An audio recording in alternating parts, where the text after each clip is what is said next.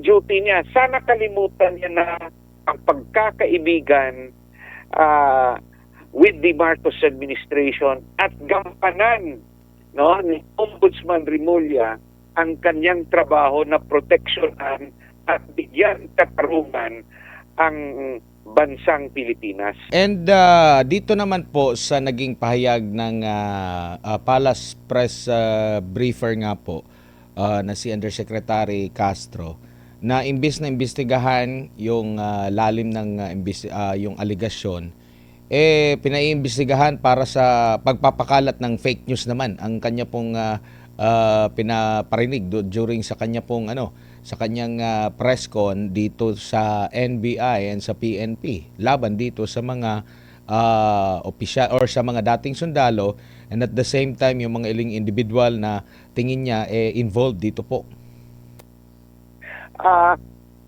Yun nga yung nangyayari sa ating gobyerno Dapat merong pagkakataon na yung ordinaryong mamamayan may lalapitan para magreklamo.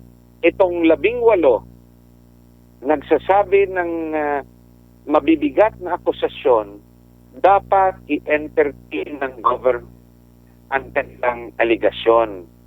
Yun nga lang, nasabit yung pangalan ng presidente, kaya masyadong sensitive ito. Pero sana ang ombudsman, which has the constitutional duty, impartial at that, no? Yung duty niya, sana kalimutan niya na ang pagkakaibigan with the Marcos administration at gampanan, no, ni Ombudsman Remulla ang kanyang trabaho na proteksyonan at bigyan katarungan ang bansang Pilipinas. Sana po, no, nandiyan na sa kanyang opisina ang reklamo. It will be quite historic, and there could be even a change of view sa katauhan ni Ombudsman Remulla if he will handle the investigation independently and correctly, na walang let's say pagdududa sa proceedings. Yun lang parang nabasa natin na hindi ko pa nakita yung particular portion.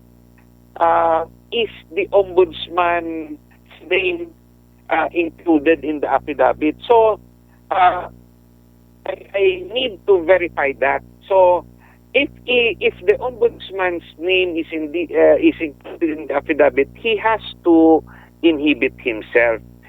But yun nga, ang hirap ng sitwasyon na kinakaharap nitong gobyernong ito kasi mabibigat yung akusasyon.